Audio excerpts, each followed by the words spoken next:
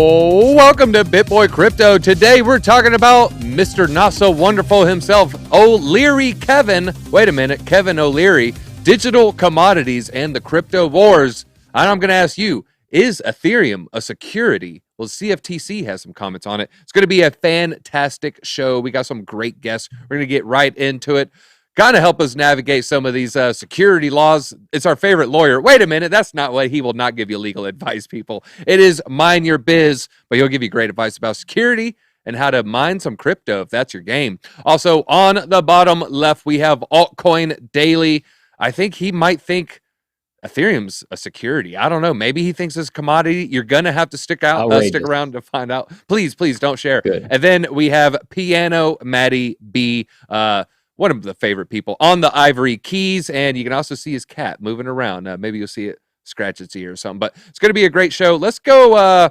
Let's just look at the crypto market. Things aren't really exciting today, but Bitcoin has had some pretty good moves, and there have been some serious movers. You can see here on the 24-hour, it's only up 0.3, ETH only down 0.6, but there have been some serious gains and losses in the space, and US Toncoin up a bit, Solana up a bit, Thorchain. But I wanted to check out some of these losses here. Stacks, ICP. I see a lot of people in the chat talking about ICP. Chili's in the news. But today we're going to talk about Kevin O'Leary, seen here getting the phone call from Sam Bankman-Fried. He said, "Where's my money?" He said it came out that he was a paid spokesperson. This isn't breaking news, but he was paid $15 million to be a spokesman for FTX. I'm actually hearing reports that they maybe even paid some additional taxes for him. The real number might be a little bit higher. There's also a class action lawsuit against some of the celebrities that did endorse it. We're talking Larry David, Tom Brady, Kevin O'Leary is involved in that as well. But he came out today, he spoke. Kevin O'Leary spoke at the congressional hearing, and he threw CZ under the bus when it comes to FTX's collapse.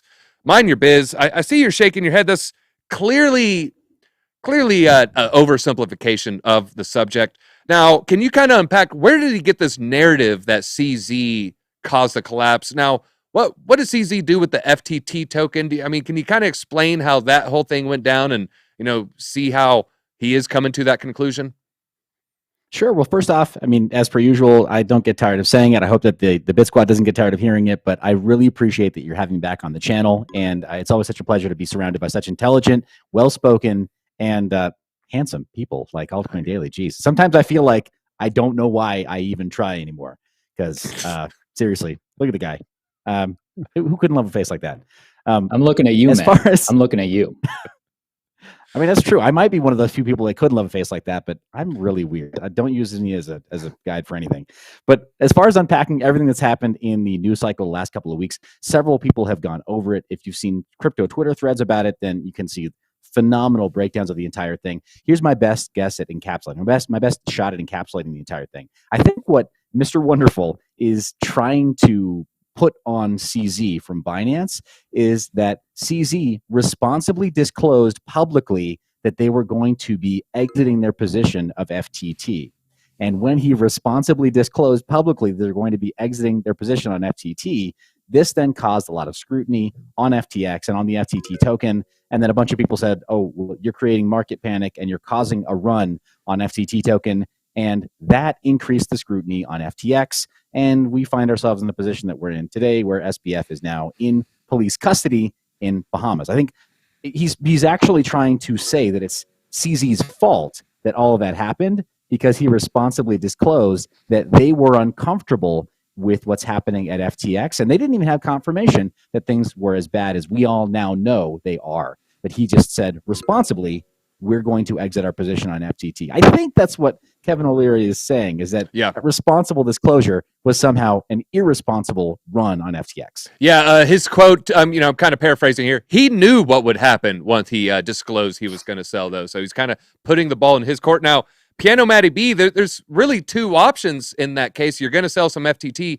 You either disclose it, and then people are going to point at that like you're creating FUD, or he doesn't disclose it, and then they're going to say, you're trying to make moves behind the scenes. What do you think is the right thing to do in that situation, and what would receive the most FUD from outsiders?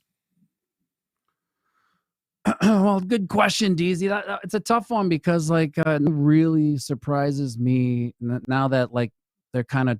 I feel like they're almost trying to paint CZ with it, like he's the big bad villain who orchestrated this massive collapse, and now he owns the entire crypto industry with his one monopoly, right? I like that. From what I've been watching on the internet today, I feel like the narrative for the past little hour has been that. I don't necessarily agree, but then again, nothing surprises me anymore. Like the fact that it could switch like that, and all of a sudden there's a run on Binance, and now CZ is possibly the biggest boogeyman in crypto. It's just nothing surprises me.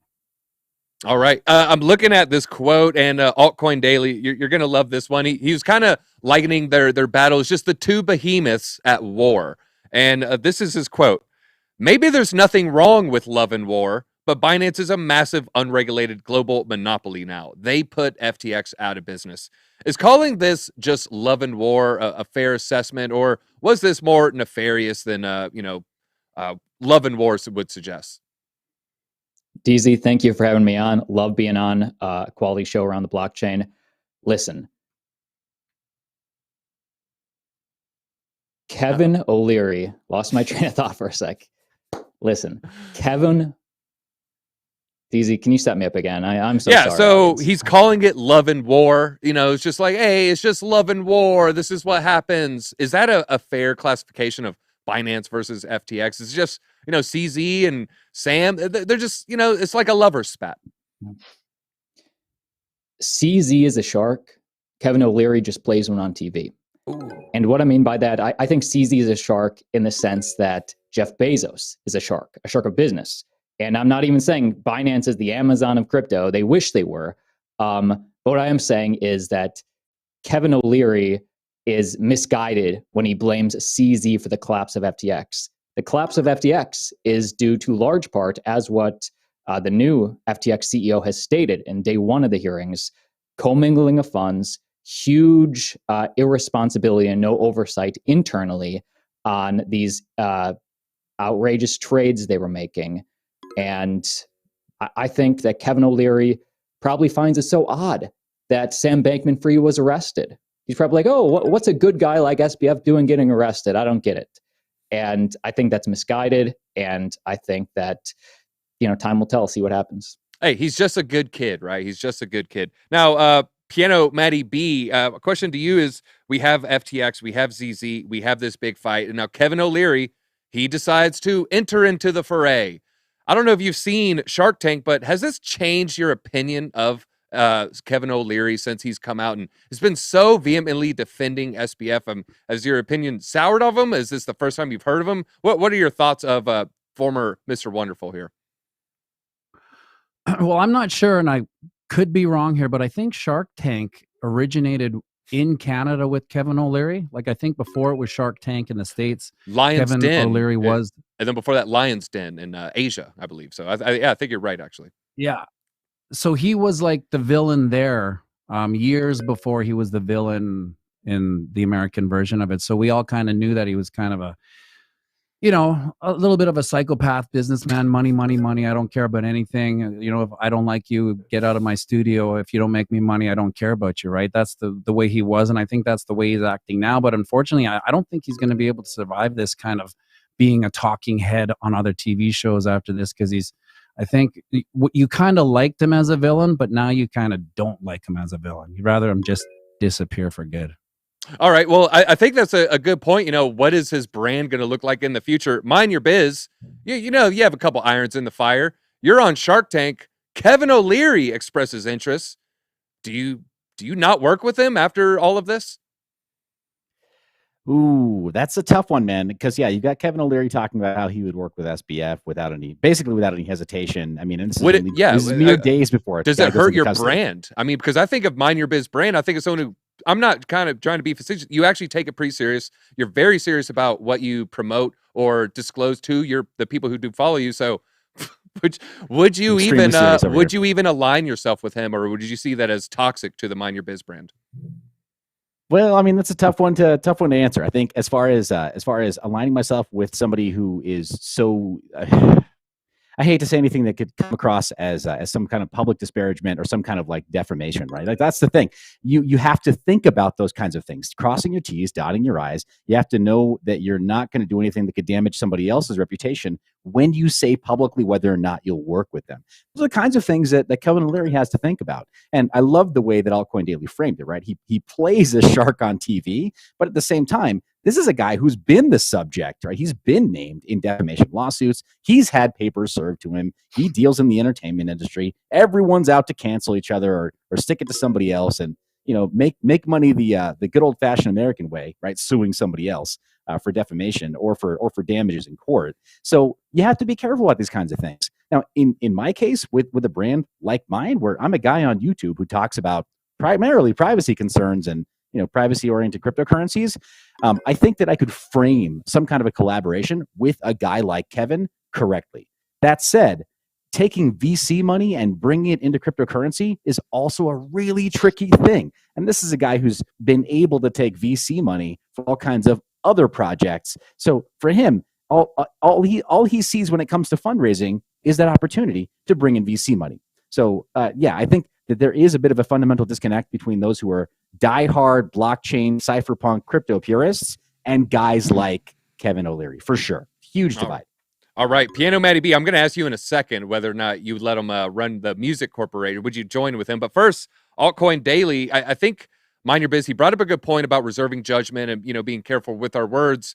Kevin O'Leary said something that kind of reminds me of that. He said, I want to wait on declaring someone guilty before they have their time to face a judge in the court of law.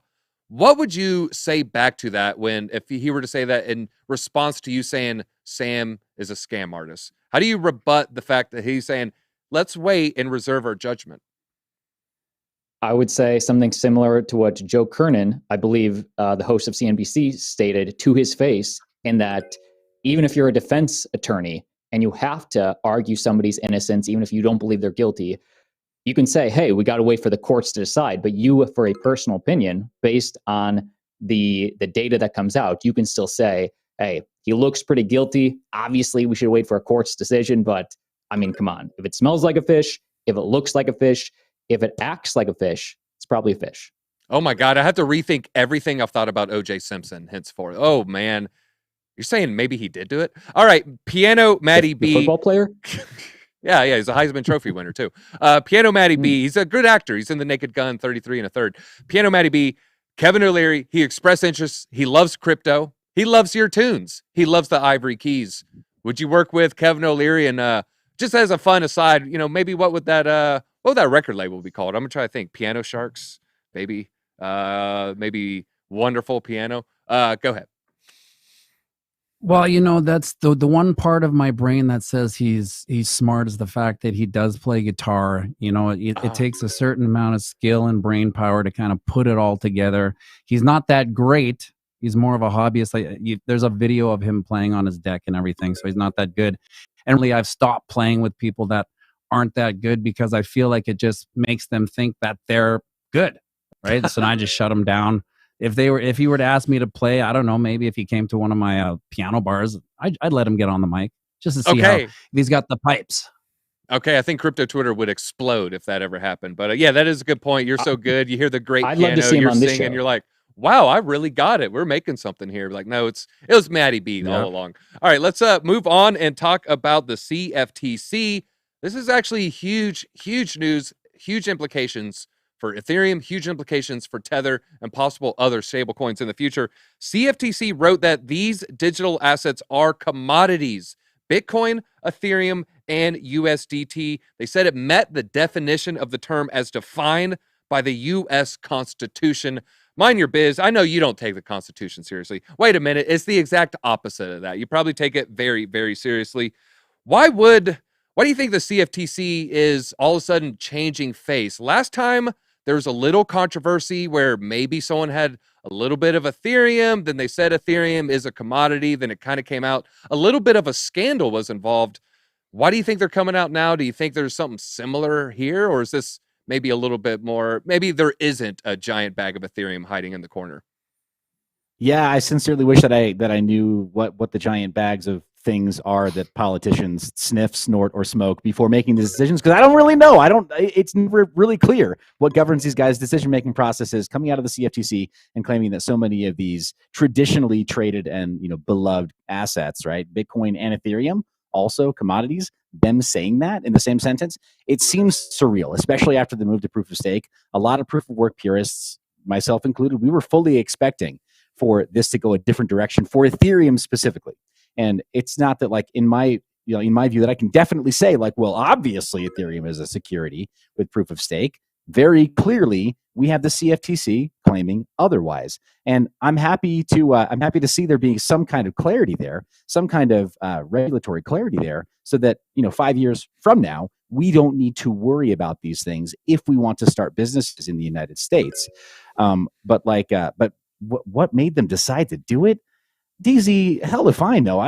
I'm shocked. I really thought this was going to go a different direction.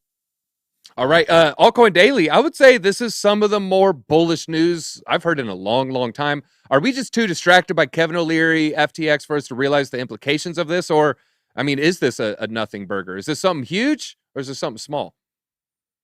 The CFTC saying ETH is a security? Yes. DZ, a commodity, a commodity, not a commodity. Excuse me. DZ, I think it's huge. And first of all, to me, Ethereum's a technology, like the internet's a technology. Just the revolution that was invented in 2009 with Satoshi was digital ownership. So now all these technologies, you have some ownership online, which does lead to price fluctuations, etc. In terms of, what all the regulators will define as, is ETH a security, is ETH a commodity? DZ, I pose the question to you. An investment in a common pool with the expectation of profit from the work of others, does that sound like how Ethereum was launched to you? It does, but I think that is an antiquated system for us to use. It is from 1938, if I'm not mistaken. And at this point, if at that definition, you can almost give Elon tweeting about Doge, you can expect profit from the work of that other person. So it's a very loose definition that I don't think applies to today's landscape. I think you hit it right on the head. If you're fitting these new technologies in a definition that was created in the 30s, then yes, by that definition, you could say the ICO was a security. Now, we've seen EOS get a slap on the wrist. We've seen many others. So whether or not these regulators use these antiquated definitions to define a new technology, that's on them. The network is only growing bigger. All right. Well, Piano Matty B, he brought up regulators, and we're not talking about Warren G as much as I would love to hear your opinion on that song. But with these regulators, why is it so hard for them to come to terms and just make an agreement of whether or not the world's largest and world's second largest cryptos are commodities or not? Because they have no clue what they are. Like if you were to have an argument with them, let's say they just this week it was ETH was a security. Then you ask them, well, can you explain to me what ETH is? They would, politically kind of squirm out of that answer. And if next week it's a commodity and you said, well, can you please explain to me before what a commodity is, what ETH actually is? And then they would politically squirm back out of it because they're a bunch of old dinosaurs. What do they even know about Bitcoin or Ethereum, let alone the differences and where they can go? And they're just trying to kind of squeeze something they don't understand into a box that they invented, in 1930. Just keep it there. Maybe it'll stick there, even though we don't know what the hell it is. Yeah, some rule from Orange Groves when we were talking about pork bellies, and but somehow it connects to Bitcoin here. Mine Your Biz, you did bring up the Howey test. I actually have Gensler's quote here. He said, cryptocurrencies that allow staking could qualify as securities under the Howey test. Now, what does that mean to you? Do you think every coin that allows staking is going to have a target on its back? And will this ever change? Will they ever maybe switch gears on this? Well, I do think that it's a little more nuanced than that, and I wanted to put on a new mask here to kind of show that we're talking about the real authorities here, the people who decide with the stroke of a pen whether or not something is even illegal to begin with. So yeah, as far as deciding whether or not staking is a problem, there are plenty of projects and plenty of networks that offer staking as an incentive on top of other consensus models. And so there are hybrid systems. If staking is just part of the ecosystem as opposed to the primary way in which a smart contract ecosystem is secured, right? I think that's the biggest problem, is that you have the primary incentive being to offer that security of the network, and not securities meaning that it's a backing of other value, right? Or using the Howey test, right, as the functioning definition of what makes a security. But it gets really murky, right? It gets really, really murky when you're saying this is the only way you can possibly secure this network, the only consensus model. And yeah, I mean, you mentioned EOS. It did get that slap on the wrist because of those mechanics. When you say this is the only possible way to keep this network safe in terms of a consensus model, well, now every single person who's ever involved in keeping that network safe is also engaged in the business of securities, because you do have that expectation of profit and a common interest. Now, I know you mentioned it's antiquated. And I agree, in large part it is antiquated, but we do not have a better working definition for some of these folks on Capitol Hill who are, they are dinosaurs. But if some were born before that year, to be clear. Yeah. Oh, yeah. No, right? How scary is that? 1934 or 38, whatever. It sounds crazy to me, but some people, that's their graduation year. And we're actually kind of not kidding in a weird way. Yeah, I know. It seems like it shouldn't even be possible, right? So there should be some kind of limits, and there should be something that helps them understand. The easiest way to do that is just to give them these simple guide rails of, is there an expectation of profit in a common enterprise? And so, and we need better legislation, for sure. We absolutely need it. It needs to be written by people who are in the ecosystem, right? Not by an ivory tower.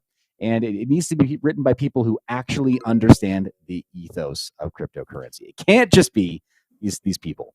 All right, let me just say, of course, we love our people born in the 20s, born in the 30s. We love those people. If you're born in the 20s or 30s, please hit that like button. And if you have a newborn baby, make their finger press that like button, because they're born in the 20s as well. Altcoin Daily, we're talking about, whether or not you brought up EOS, or we brought up EOS. Now, they had a strategy. Their strategy was to settle with the SEC. Well, there's another cryptocurrency.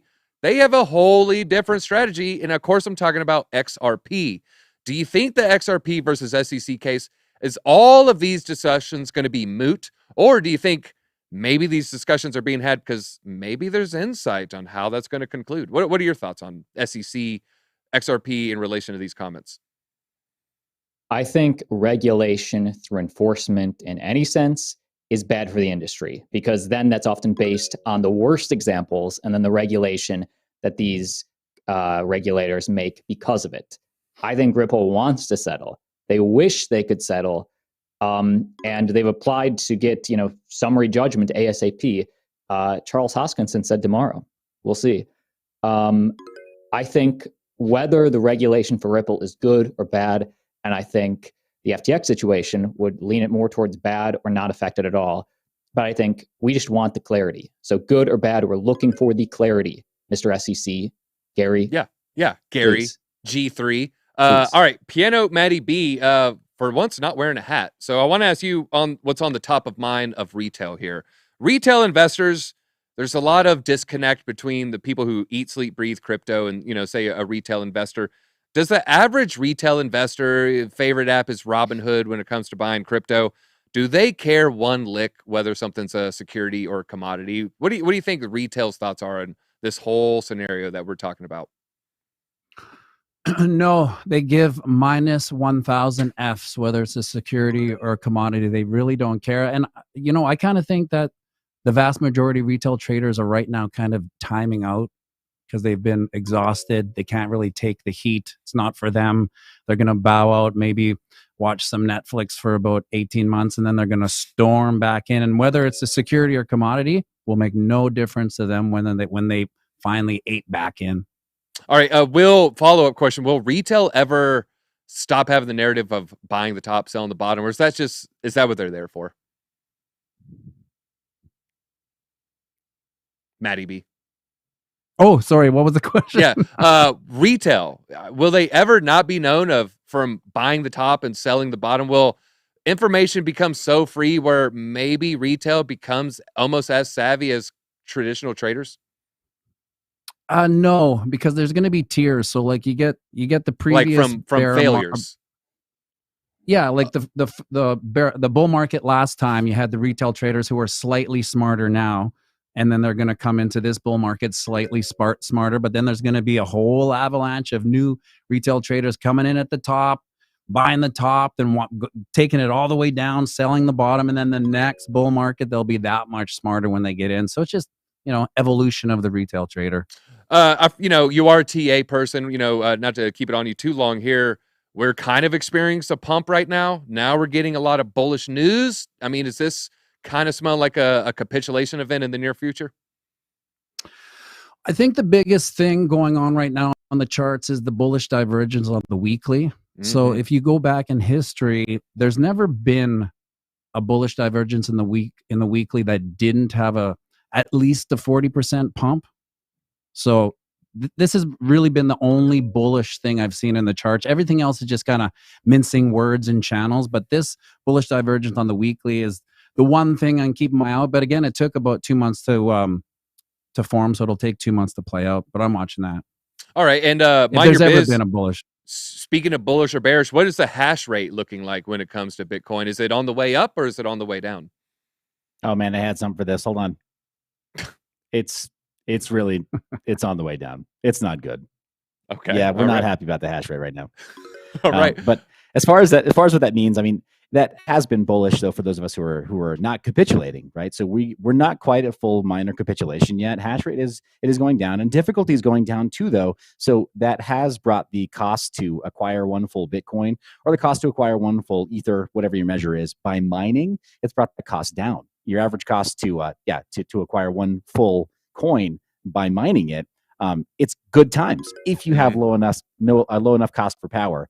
So like on the one hand, kind of sad. On the other hand, great opportunity if you're serious and if you are not dying of the cost of power. So don't use your German heating oil for it, for instance. All right, Altcoin Daily. We all kind of got these different barometers. Piano Matty B, he has the TA barometer. Mine Your Biz, he has the hash rate barometer. You kind of have a great barometer in that you have one of the largest crypto Twitters. I want to ask pre and post FTX scandal, because we know what the bear market's like, but what about this FTX? Has that caused a renewed interest in crypto? Are you starting to see the metrics of retail's Twitter engagement? Is that bearish or bullish? I think the biggest thing for our channel in terms of what will get views, what will get engagement, number one is the Bitcoin price either moving up or moving down. Now, obviously, when it's moving up, that's a little bit better. But moving in any direction, people have questions. Why are we going down? Why are we going up? The worst thing for views is Bitcoin just staying around the same price for 3 months, which it did basically almost all this year before the FTX collapse. For us, like, we cover news. So I'm not a TA guy. I like to read the on-chain metrics. I like to see what's going on in technical analysis. But because the SBF situation was all news, then people wanted to find out. What are your macro thoughts on Celsius bad news really dumping it, and then FTX, which was larger, not falling as far? You have any macro thoughts on that? The fact that bad news made it fall a little bit less. Yeah, that's a good. I guess I would just say that I think is where we were in the market. I think we were still in. The FTX news happened when we were already in sort of confirmed bear market. The Celsius news sort of we're on the cusp, and that dropped us down. So okay, converted the last of the believers. You idiot, we've been telling you bear market. I'm kidding. We're all those idiots. I'm that idiot more often than not when it comes to is it the bear market or not. But when it's the bull, it's always the bull for DZ. All right, that is all we have time for. It was a fantastic episode. Mind Your Biz. You're throwing me off with the faces there. You're right, it does help you win debates. Mind Your Biz. Feel free, Electro. Tell us something, and maybe why you hate Spider-Man. Well, first off, it's always a pleasure to be on the show. It really is. It really is one of the highlights of my schedule, is being able to create awesome next level content with awesome next level thinkers. But the big thing that I want to just impart with the audience is, if you're here, you're serious enough to learn the necessary lessons to make it on the way up into the next bull run. You're in the right place. Keep on coming back for more. Really appreciate you guys having me. Thank you. All right, lightning eyes is the new laser eyes. That's all we got, BitSquad. Until next time, DZ out.